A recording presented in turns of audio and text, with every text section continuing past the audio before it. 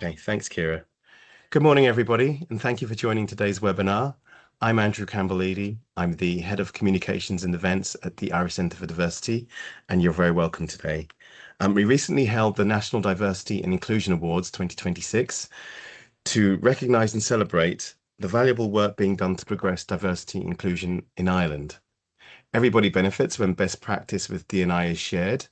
So this series of webinars shares the insights and experiences from the sponsor, the winner and finalists so that any learnings can be applied to your organisation or to help with entering the next award cycle.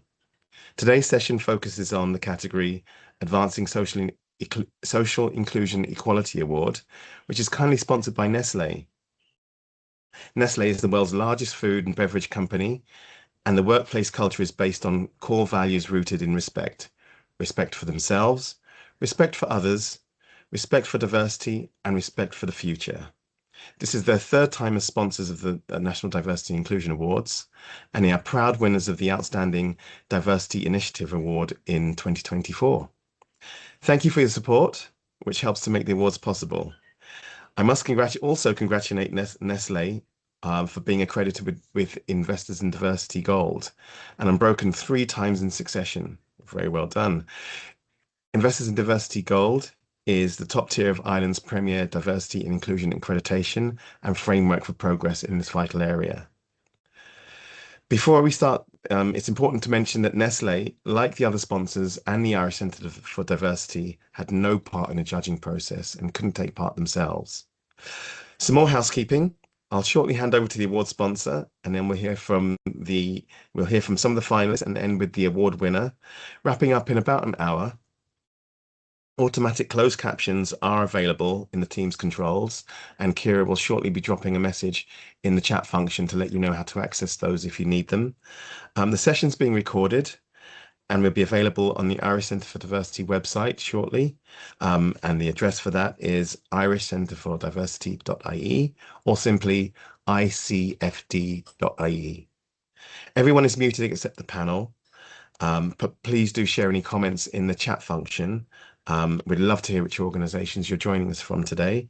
There isn't time for Q&As, but you're welcome to, I'm sure that you're welcome to contact any of the panelists directly with any questions that you may have as follow-up to anything that they're sharing today.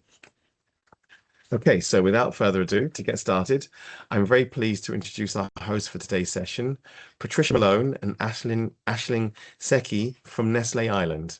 Over to you. Oh, sorry. Tricia and Aisling will share some insights from Nestlé's diversity inclusion work and also lead what's sure to be an enlightening and uplifting conversation. Over to you. Thanks, Andrew. Morning, everybody.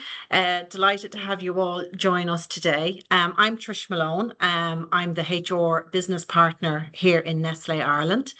And I'm also a member of our I&B committee that Aisling, who my co-host today, is also on. So our I&B, which is our Inclusion and Belonging Committee, we have 8 members based in Ireland who are all really, really passionate about creating an inclusive workplace for our team. We've 8 ERGs in the UK and I market that each of us link into one of them to ensure that Ireland remains on the radar of the UK and I market. So really, really fantastic work being done by our Inclusion and Belonging Committee in Ireland and across our UK and I market. The Advancing Social Inclusion category is really important to us, and we're delighted to sponsor this award again this year. Our ambition in Nestlé is to have a diverse and inclusive team that reflects our society, and we feel that through this sponsorship and the award category, it encourages other organisations to do the same. Aisling, my colleague, also on the webinar, and I are delighted to host this today. And as Andrew has mentioned, we're not part of the judging panel. So it's really, really great to hear what the finalists are doing in their organisations and maybe steal with pride some great initiatives, because we don't know sort of what has been presented to the judges as part of the awards process. So I'm going to start with our first finalist. So our first finalist was FFH Management. Unfortunately, they are not able to join us today, but I would like to acknowledge what the judges' comments were in relation to their award application.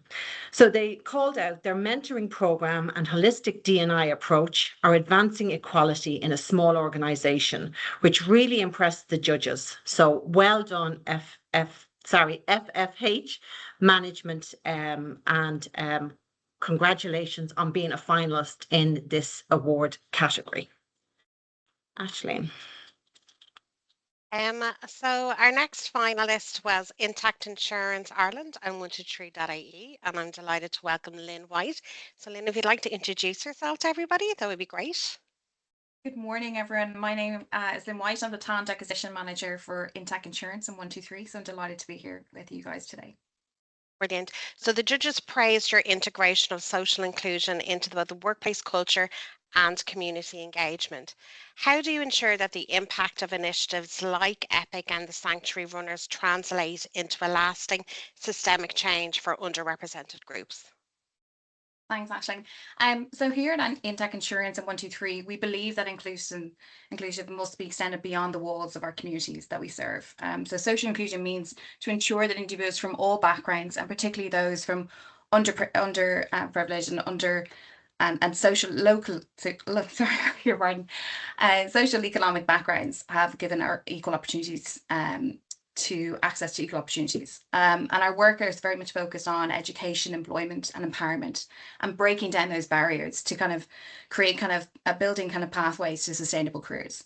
So through our partnership with business in the community over the last 4 years, and specifically in the EPIC program, we've been able to support refugees and immigrants to integrate into employment, offering real opportunities for real jobs and real career development opportunities. And we've seen our participants who've joined us through the EPIC program have progressed, permanent roles and been able to build, continuous strong kind of careers.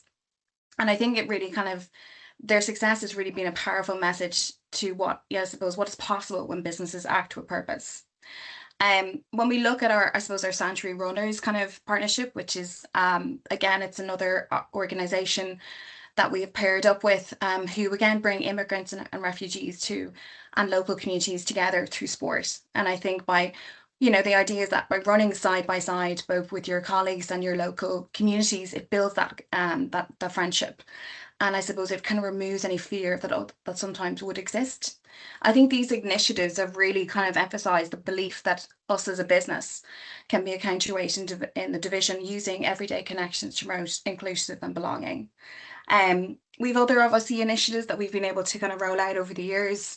We have a DESH program, which again is focused on TY students. So we partnered up with 2 schools in Dublin and Galway to introduce kind of a work experience for TY students to give them a real experience of what insurance is like, I suppose, for them. And also we have partnerships up with the likes of DCU, teacher and internships programs as well. I think these are all initiatives that have come from feedback from our employees. So and I think it's been kind of seen that has organically kind of developed over time, and it really does emphasize, I suppose, the importance of inclusion in our organization, but also it demonstrates, I suppose, we want to reflect what our customers are, and there's a wide diversity of customers, so we want to ensure that, I suppose, where we participate with communities, we reflect that as well. So yeah. Right, thank you. That sounds fantastic. Really, really insightful, and thanks for sharing that with us. Okay, our next finalist is Mason Hayes and Curran LLP. I'm getting all the letters today for some reason. And Kimberly, you're joining us from Mason and Hayes. Do you want to just introduce yourself? Sure. So my name is Kimberly Brown. I am a trademark attorney at Mason Hayes. MHC works as well if you want to add some more letters there.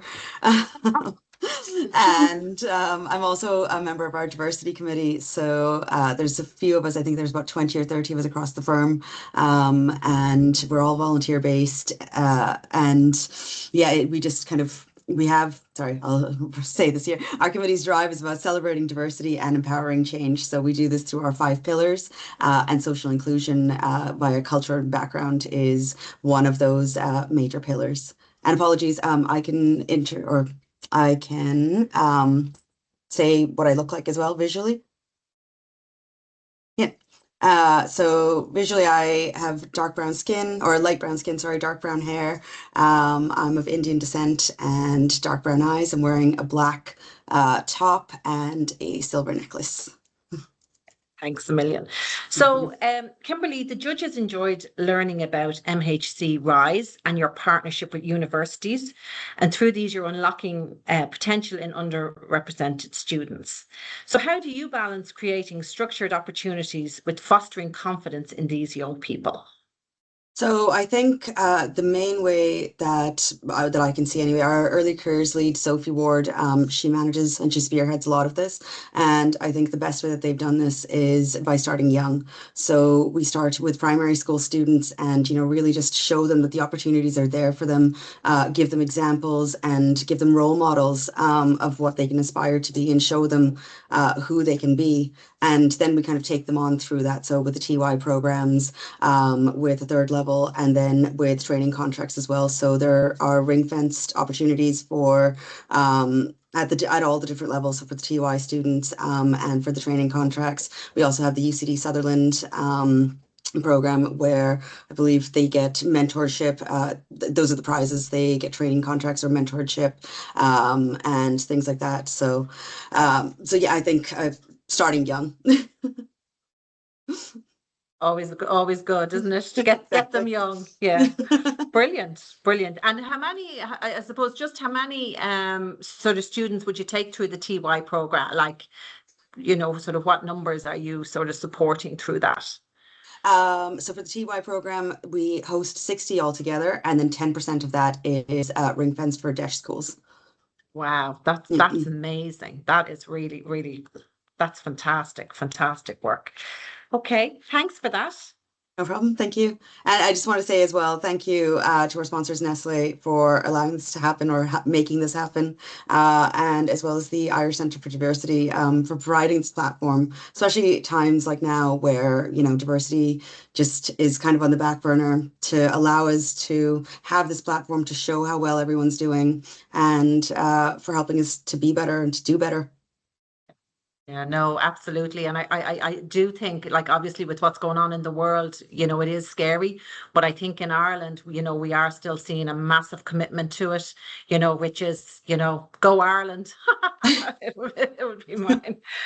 Okay. Thanks a million, Thanks so Kimberly. much. So our next finalist in the category is Turas Nua, and I'm delighted to welcome Julianne McCann. So Julianne, if you'd like to introduce yourself, please. Thanks, Aisling. Hi, everyone. Yeah, I am Julianne McCann. I am the General Manager of Turas Nua.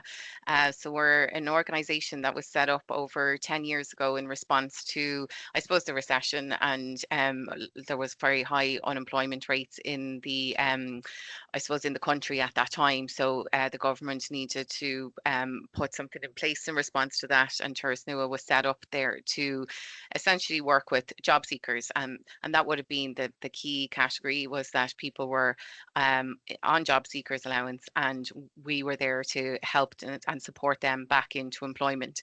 So I suppose I'm always very honest about this. Like, it was sometimes received negatively. There was people possibly who were referred to our organization who didn't necessarily want to be, and we have worked tirelessly over the last 10 years to completely change that perception, to really meet our clients where they're at, understand their needs. We've built you know, a needs assessment in partnership with various universities to really get in under the hood of what people are presenting to us with, what their barriers are, and how do we support them through various training, education and employment outcomes. So I suppose we have evolved over the years, and we now actually manage a variety of about 5 or 6 different contracts across the areas of people who are very far away from the labour market for various reasons, or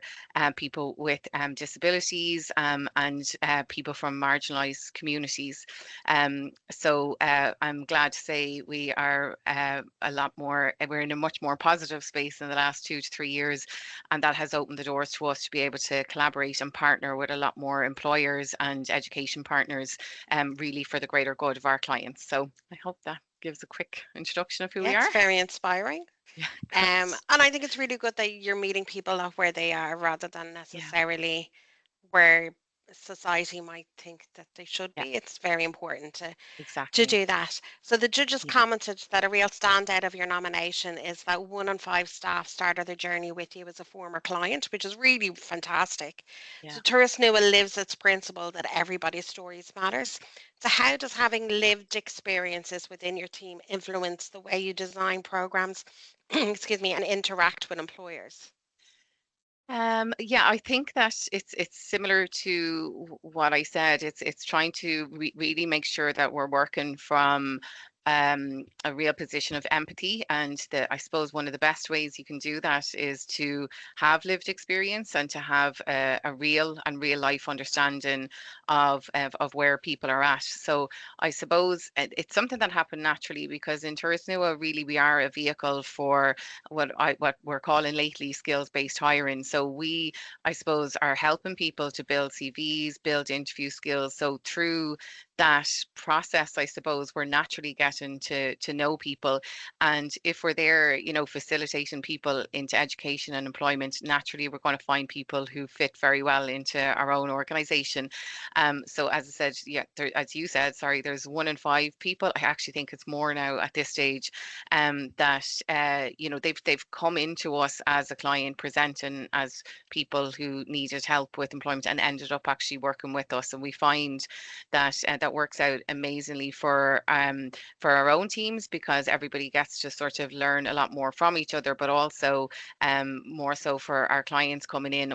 We would regularly have feedback that people coming into our service initially would feel quite nervous. They have a perception that they're coming into, I suppose, an old style dole office where they're going to be met with a big glass screen, and it's quite the opposite. Our offices are all very inclusive. We've had multiple audits, from various different agencies, as I am, and our facilities team work very hard to make sure that the office environments are very inclusive and welcoming, and our caseworkers always report back that within the first few minutes, like, our clients feel at home, feel at ease, and the people with lived experience in there are very much part of helping us to develop those environments. And I suppose a lot of our processes, our technologies, they're all everybody inputs, like, from from the ground up and down again, like, do you know what I mean? So I suppose, as well as that, we would, again, as I said, in the last sort of 2 to 3 years, we've been working very hard to be out in our communities. As Lynn mentioned, we're working with people ourselves, like business in the community. We're part of a wider FRS co-op. So through the Irish Centre of Diversity, we're going through our accreditation there, and I think we're in for silver in the next couple of months there. So that opens the doors a lot to a lot of different, I suppose, community areas. At the clients that we work with, generally what we find is, it's people that are in unemployment due to youth. Sometimes it's due to their mature job seekers, it's migrants, it's people who've had experience with the justice system, people with addictions. And what we will do then is we will work with people who have lived experience in the communities, and they'll come in and they'll raise awareness with our caseworkers then to help develop even more empathy for the people that we're working with. So we will always have continuous education sessions. We literally just had the Leash Traveller movement in with us last week. We have Damien from Spiranua coming in to us next week. So we're continuously educating ourselves and making sure that we're bringing lived experience into everything that we do. And I suppose for us, being part of the award ceremony last week and, you know, being shortlisted, you know, is a massive accolade for our teams, because they can get such sort of external criticism at times, and a lot of it is misplaced when you get in under the hood of what we actually do. So to actually be shortlisted in a community like this is a massive achievement and a massive recognition for our internal team. So we're delighted to be part of it. So thank you. And it's very much well deserved. And I love the way that you said you like you're really leading with empathy and kindness, and that's just so important. So, Yeah, you know, well done for being shortlisted, and it's without a doubt well deserved. thanks, Ashley. Absolutely. I absolutely echo that. You're here for a reason, you know, and what you've spoken to is that reason. And did you say silver? You're going for silver accreditation. So Yes, that's best of right. luck with that. It's a Thanks. fantastic journey. I have to Yeah. say, we've been working with the Irish Centre for Diversity since around 2018, through the accreditation processes. And it really is, it makes you, it really challenges the thinking of the organisation as to what they're doing. So the very best of luck. And look, if Nestlé can support you in any way on that, Definitely. you know, as a lived experience, you know, please feel free to reach out to us. Yes, You thanks very know, so much. yeah. So another finalist who was to join us, I don't think they have Tom has come on, but another finalist in this category was the Cool Mind Therapeutic Community. And the judges commented that Cool Mind's integration of lived experience into recovery services is inspiring. So unfortunately, Tom Kearns was due to join us today, and I would have loved to hear, you know, sort of what they've been doing in Cool Mind Therapeutic. But you know, maybe another time we can get sort of insight from him on that. So Aisling, over to you to talk to our winner. Yeah, so I'm delighted that last, but certainly not least, is our winner of A&L Goodbody LLP. And I'm delighted to introduce Susie O'Shea. So if you'd like to kind of share some details, Susie, about yourself, that would be fantastic. Yeah, thanks so much, Aisling, and delighted to be here. My name is Susie. My pronouns are she, her, and I work on A&L Goodbody's responsible business team, leading on our social impact programs. So from a fundraising perspective and our social mobility, so our community education and employment programs. So A&L Goodbody's commitment to social mobility is remarkable. From DESH students to access programs, the judges commented that your commitment to removing the barriers that many young people experience when considering a career of law, especially when they come from an underrepresented community. So I suppose, what stories or moments have most inspired you personally when your initiatives helped open doors and made meaningful differences to someone's career trajectory? Yeah, so I'd just like to maybe start off before I share the stories. It was hard to kind of narrow them down. But thank you so much for going at the angle of storytelling. I love that. But we just wanted to say a huge thank you to Nestlé, to the Irish Centre for Diversity, to our fellow finalists, to everyone that is doing work in this space. It is so important, and for us, this is a huge celebration, but also just a renewal of our commitment to this work. For us at A&L, we recognise that there are many barriers to entering the legal and business services professions for young people, especially from DESH schools or underrepresented communities. You hear this phrase often, but it's something that really drives our work, is that talent is everywhere, but opportunity is not. And this is something that we're really passionate about, using our resources to open opportunities, drive progress, expand education, and build those all-important networks for community at every stage. So our social mobility strategy is split into three kind of levels. So we have our second level initiatives, our third level initiatives, and then our employment. So I just picked a kind of a story, a special moment from each, and I'll share it there. So from a second level perspective, I'll share a story of Dara and a student that we have been working with. But I suppose to preface the story, an integral part of our strategy, and something that we have been working really hard at over the last couple of years, is long-term engagement. We're moving away from that flash in the pan volunteering or engagement with young people. We want to be working with them over years. So we work very closely with our community partners who are doing incredible work on the ground, building trust with young people and kind of being a conduit for us to working with them. So partners like PTech, Junior Achievement, Jump a Grade, and we are aligning all our programs to create this seamless pathway for young people to progress through.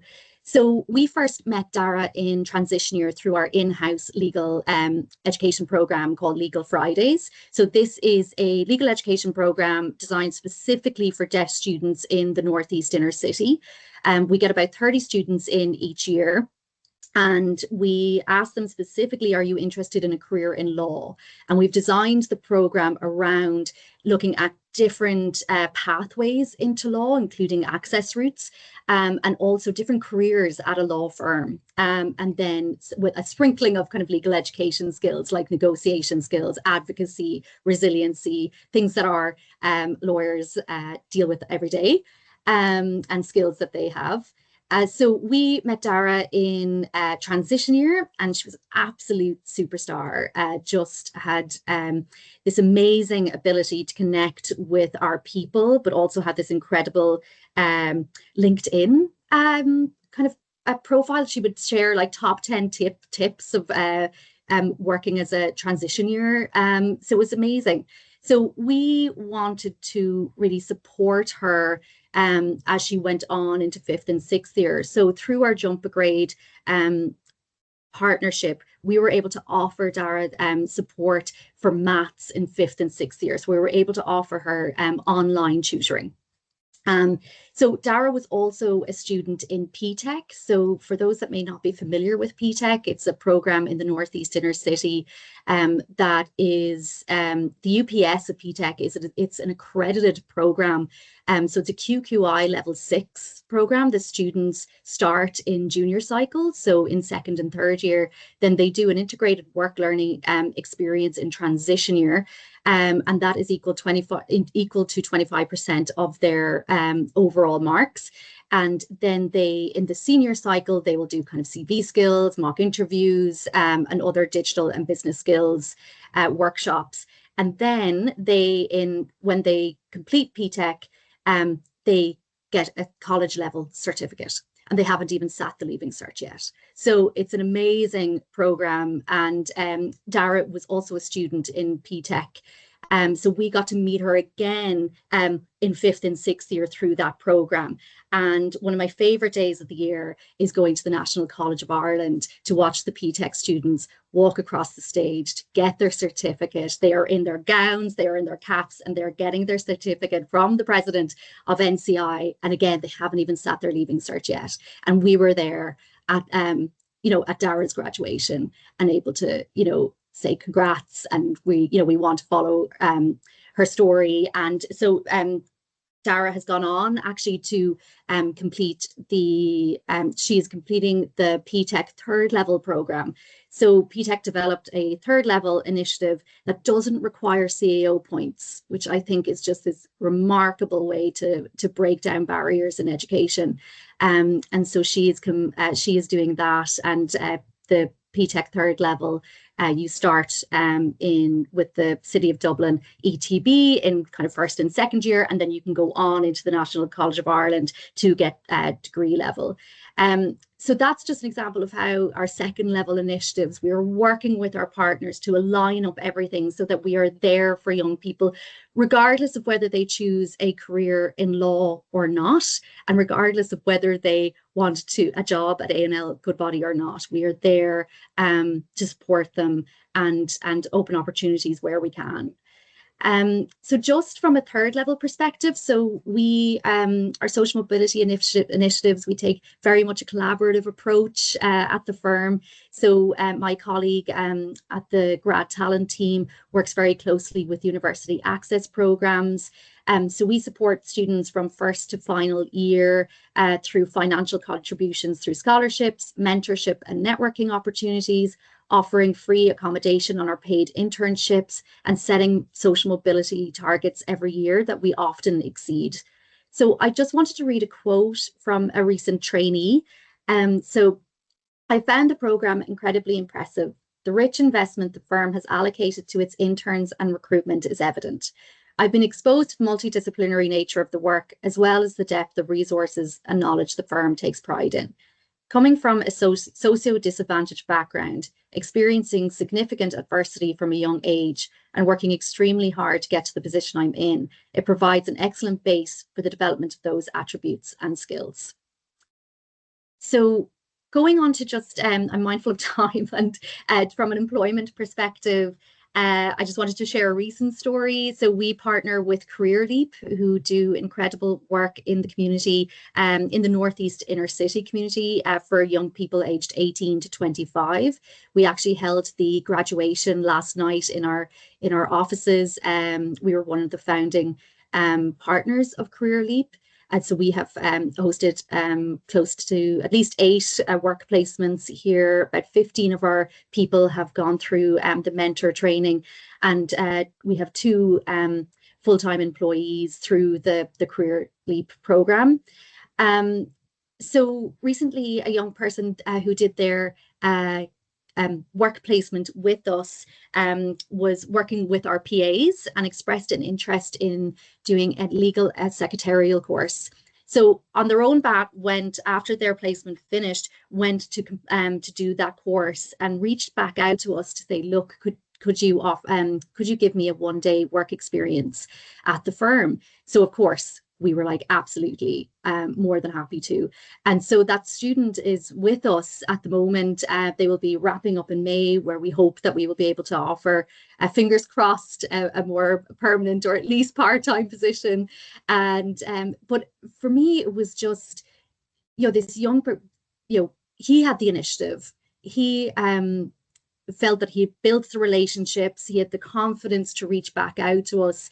So we really felt that absolutely we want to celebrate that and say yes. So it's something that we're really proud of, and we're proud of our people that spend the time and take the effort to make sure that we are opening opportunities where we can for young people in the community. So yeah, I'll stop there because I could keep going. That's wonderful. I think what came really across to me anyway is how passionate you are about this work and how supportive A&L Goodbody is. The fact that people are still coming back to you and be like, can I have work experience? You've obviously fostered such a culture that they feel so supportive and know that initiative will be recognized and supported further. So it's really, really great. So thank you so much for sharing. It's been really great. So I suppose thank you, Susie, and everybody today. I think everybody has shown the passion there is and all the wonderful work that everybody is doing. So absolutely, you should be so proud of all of the initiatives and all of the work that you're doing. I know most of the time this could be on top of your regular day job as well. So, really great work, and you should all be so proud of yourselves and the organisations. So now I'm going to hand back to Andrew. Thank you very much. As Aisling said, as Tricia said at the start, we don't get to hear all of these submissions. So like Tricia and Aisling, we sit here and we're hearing these stories for the first time. And I think I speak for all of us and saying completely blown away. Oh my God, like just goosebumps all over me. There was a few common themes that it was great to hear coming through, like the power of collaboration and working in partnership with other organizations is wonderful to see, and it's great to see that you've kind of harnessed the power of that and leaning into that. So that's wonderful. I do have some questions, so we're not going to get away that quickly. I want to start with Julianne, actually, and the question about Tourist Newer. Amazing work, my God, and changing and turning the whole organization around from being seen as a kind of a negative place, kind of the dole office of yore, to being a place of empowerment now. amazing. And I'm sure that was a whole process in itself that we could probably spend the rest of the webinar talking about, but we won't. My question is, um, you talked about meeting people, the importance of meeting people where they are. And I imagine this can lead to, a kaleidoscope of things, of situations being presented. Are your team trained generally to deal with any situation, or do you have specialists that would deal with, say, neurodiversity or race or gender or whatever issue?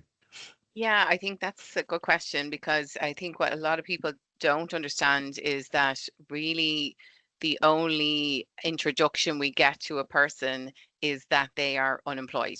And that's across all of our contracts, with the exception of the people with disabilities that we work with, because they are not referred to us by anyone else. They actually they would seek our service themselves, so they would come voluntarily.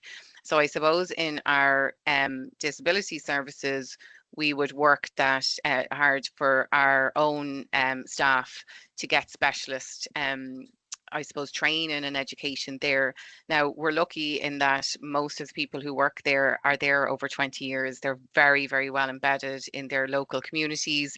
If I take Waterford, for example, I suppose they know all of their local kind of occupational therapists. They'll know all of the different mental health services, and they will like, the key there is that they really do collaborate to understand how they need to meet people where they're at. And I suppose what they would feedback is that I suppose the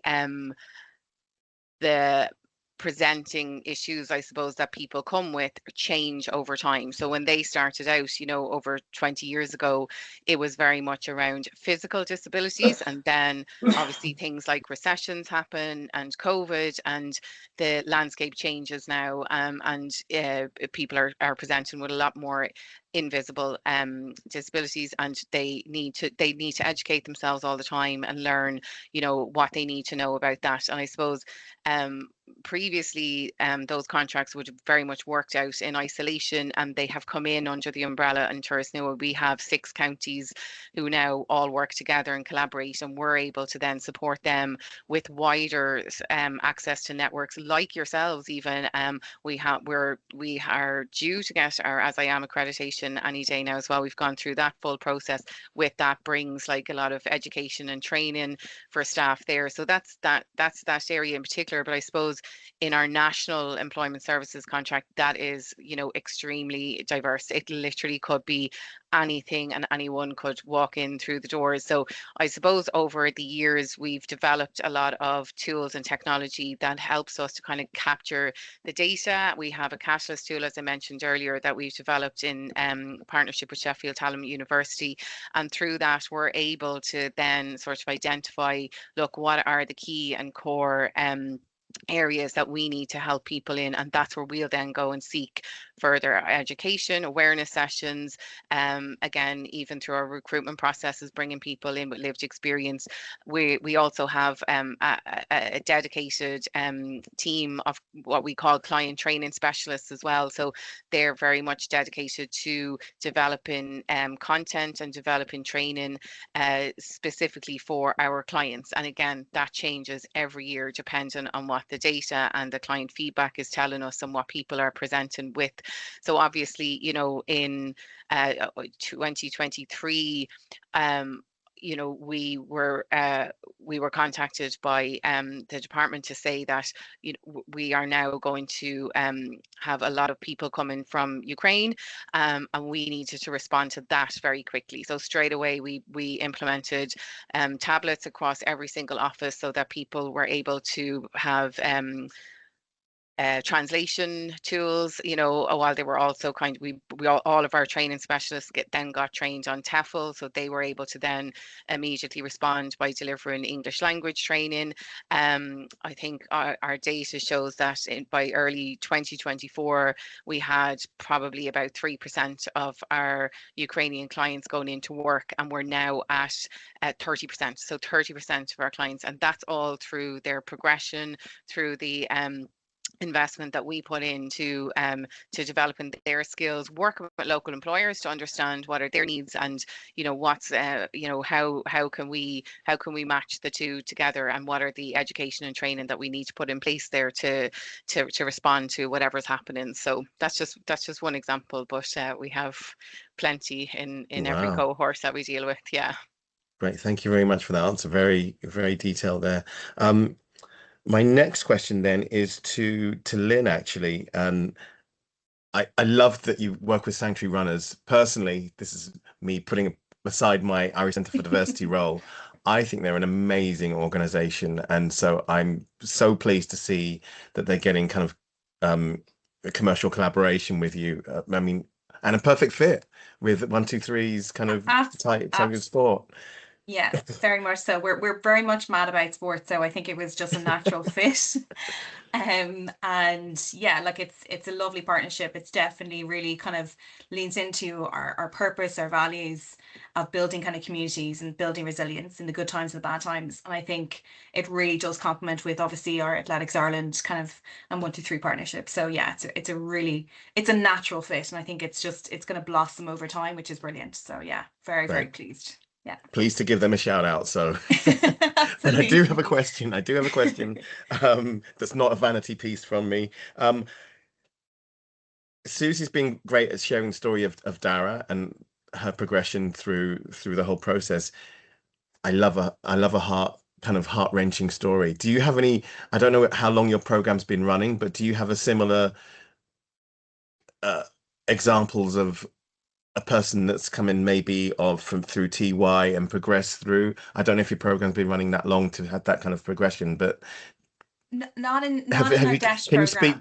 Can you speak to the impact that it has? Has anyone have any of the kids, I'm sure they're not kids, but have any of the participants come to you or anyone in the organization and shared what it means to them? And I don't mean that in a patronizing way. I just mean, this is meant to be a celebration, but it'd be great to hear that it's not all one way, that you guys get something from it as well.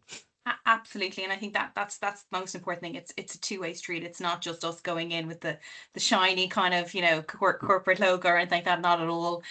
So our DASH program has been running about 2 years. So the last couple of years that we've gone out to the students, we wanted to hear from them, going, have you enjoyed it? Like, is it what you expected? And we've had some really good feedback from students. So we designed a program where they get to see almost a 360 view of the whole world of insurance. So from everything from your claims to your underwriting to digital marketing, finance, actuarial, they get to see everything. So it kind of gives them a real insight as to what the world of insurance is, because I think when you're that age, or when I think back to my age, but all those years ago, I definitely think if you said insurance to me, I probably would be like, not really sure what that really is. I know my parents have to take it out, but I don't know. Do you know what I mean? So it's about breaking down those barriers to understand, because a lot of these students will be kind of maybe starting to drive or so on and so forth. So it's been able to kind of make it a bit more real for them.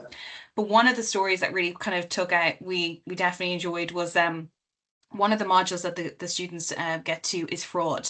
And they always find this the most fascinating, which I'm sure anyone in the legal will go, yeah, I can imagine this conversation. And I think it's kind of, they were fascinated by the level of investigation that goes behind that. So like you hear about a claim and they kind of think, oh, that's going to be paid out or not paid out. But they actually did, what was really interesting for them is actually the level of investigation to the likes of, using social media, using PIs, understanding, was that person actually giving the truth of their claim and that kind of sense to it. And it, we had an incident where there was a lady who complained of a back issue because she said she injured herself, and then 2 weeks later she was in the local paper throwing a Christmas tree competition. These are stories that the students were like, is that real? And we're like, yep, these are real stories. So it was a great way to really show them that, there's more to the world of insurance than just, the underwriting of the claims piece. It's actually, there's the different facets with it. And I think that was always something that kind of really they kind of go, wow, I didn't realize that level of, investigation goes into those kind of, into those kind of claims. So yeah, I think that, we're still at the early stages, but I think that definitely resonates with a lot of the students. Go, okay, I must remember that for future in that sense. But yeah, no, it's a great program, and you know, like we've had some lovely participants even through the EPIC program over the years as well. I mean, we're 4 years running in that, and we have seen people who've come in who've maybe started as an admin and have progressed through the ranks, and it's wonderful to see. You can see them blossoming in confidence, blossoming in experience, and everything like that. And I think that's so lovely to be able to be part of that journey for people. I think is huge, and we're delighted to be able to do that for them as well. Brilliant. That whole confidence piece is so key, because it just applies through. It's a life skill rather than just an employment skill. So yeah, anything that all the work you're doing in that is wonderful. Kimberly, I'm coming to you next. Okay, don't worry, it's all very good. I loved that you mentioned representation with your mentoring programs and the work that you're doing with deaf schools and your TY students. I really loved, because I think representation is so important. It's so key. You know, that whole you have to see it to be it piece. Have you seen it? A similar question to Lynn. Have you seen any progression through? I don't know if it's up to graduation level yet or employment, but uh, we have, well, I personally have.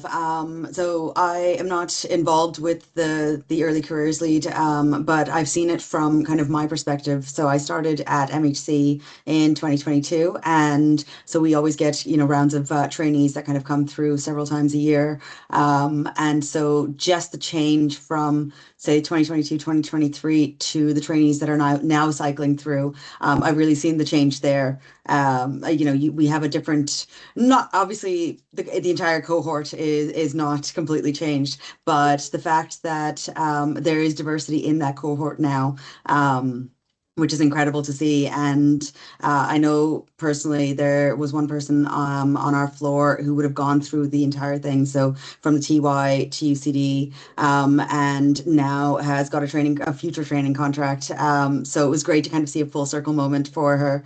And yeah, it was absolutely incredible, because, you know, you see them when they come in as their TY students and they're very nervous. And I think some of them might be more nervous still because, you know, they feel like they don't belong because they don't look like everyone else. They didn't come from the same socioeconomic background as everyone else.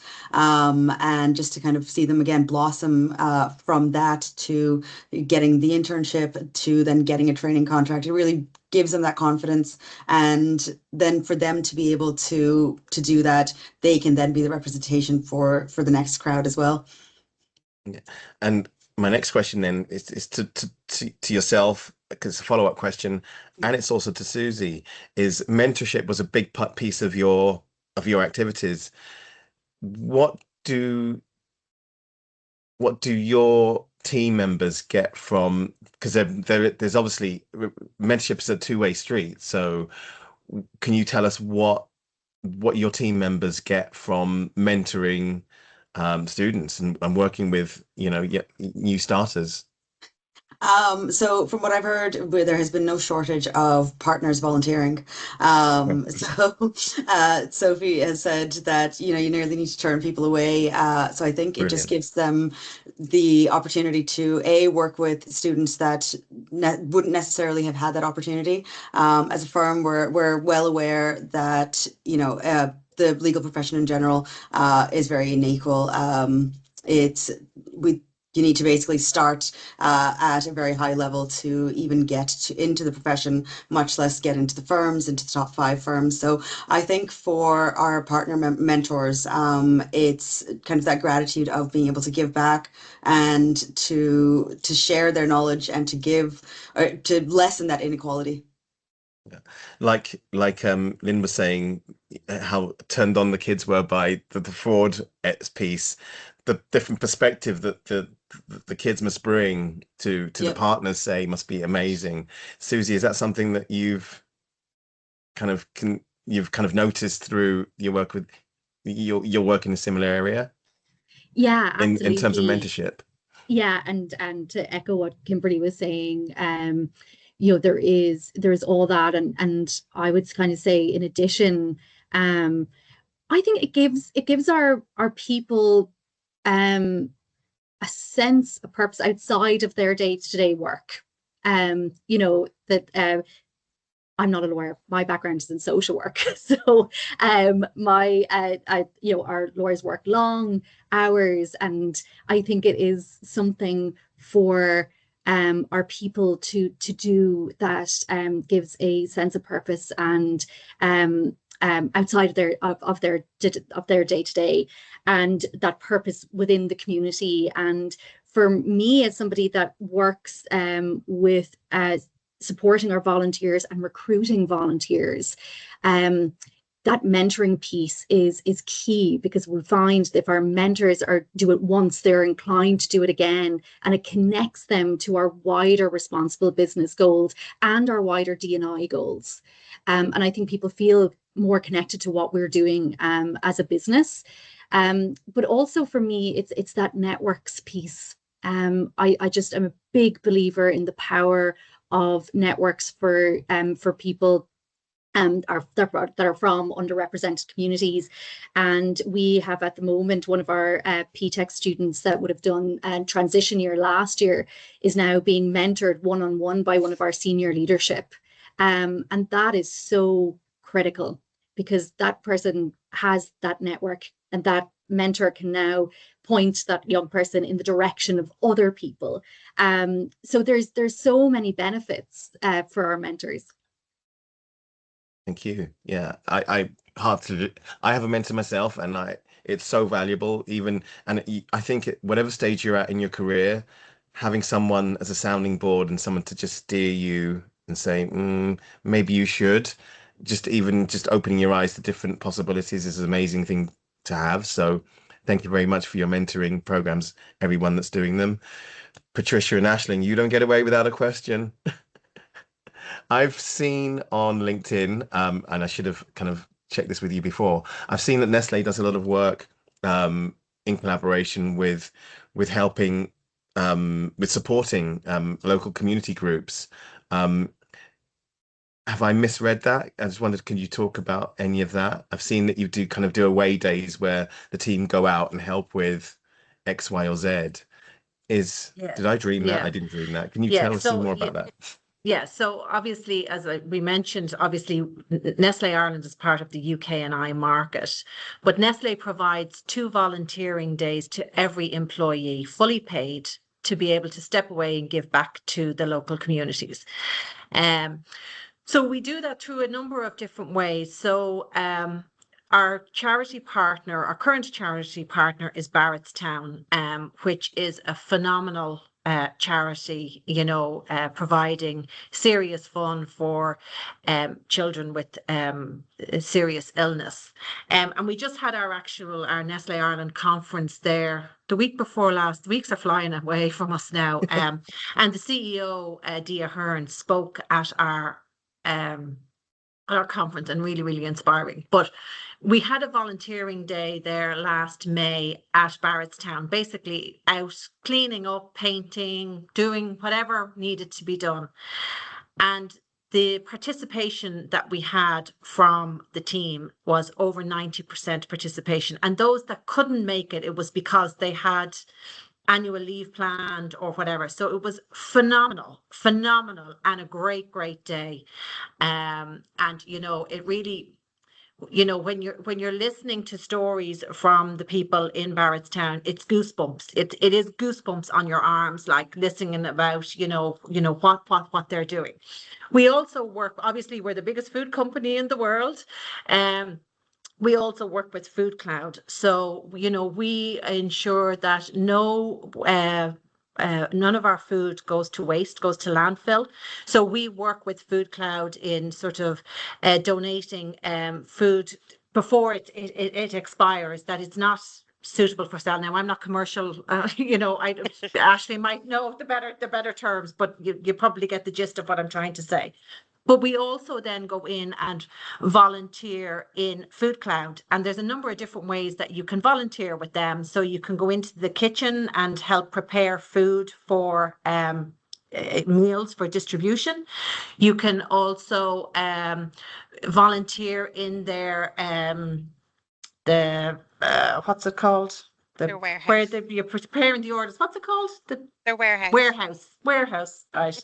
And this year we're introducing gleaning. They're introducing gleaning, which is, and I never heard of the term before, is where we can volunteer to go out into the farms and actually be involved in taking the crops from the ground. So carrots and that. So great sign up again for that this year. And, you know, that is for one, it's great teamwork for the guys, you know, for all of us going out, because, you know, we are a small team in Ireland, but you still mightn't get to see everybody on a daily basis with hybrid working. So it's great to reconnect with your colleagues, also giving back and having a bit of fun, you know. So that's, I suppose, some of the examples. Aisling, have you anything you want to add? Yeah, I suppose.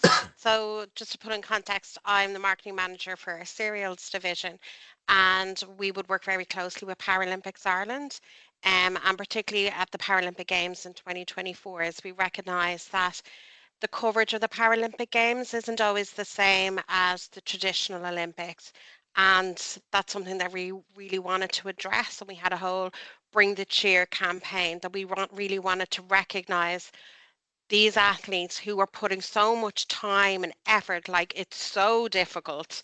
And I'm sure if you've been watching the Winter Olympics now and you think I could do that, and you're like, really, you couldn't. And for these people to be putting so much time and energy and not necessarily getting the same recognition just isn't right. So we really want to try and amplify that, and that's something that we're continuing to work with Paralympics Ireland throughout the next Olympic Games as well. So it's great that as employees we can do it, but as part of our work as well, we get to work with wonderful organisations so we can really make a difference in the lives of the athletes. And like, as Trish said, we're one of the biggest food companies in the world. We have a platform and we need to make sure that we're sharing this and that we can bring people along on the journey with us. Brilliant. I mean, God, goosebumps again. All over. Thank you very much, listen. We are up to time, so I won't keep you any longer. Thank you so much for your time today and for everything that you've shared.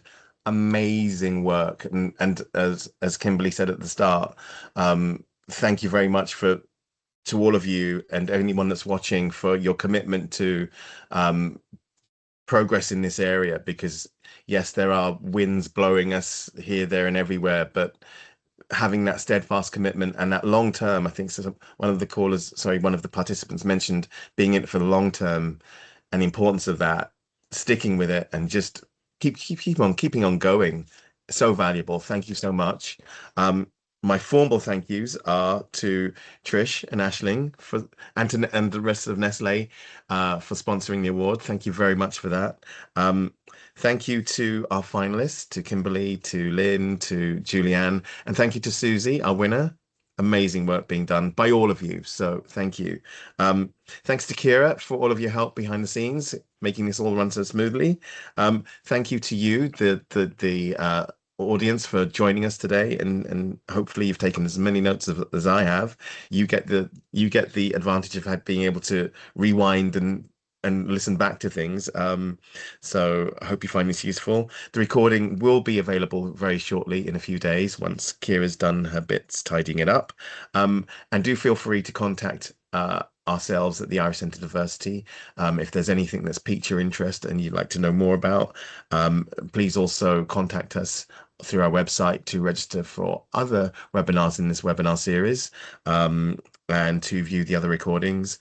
And also, again, I'll repeat, feel free to contact any of the panelists if you have any follow-up questions and you want about their activity that you want to dive a bit deeper into, because collaboration is key. So really use that. Thank you very much. Thank you. Thanks. Thank Bye. you. Thank you. Thanks very much.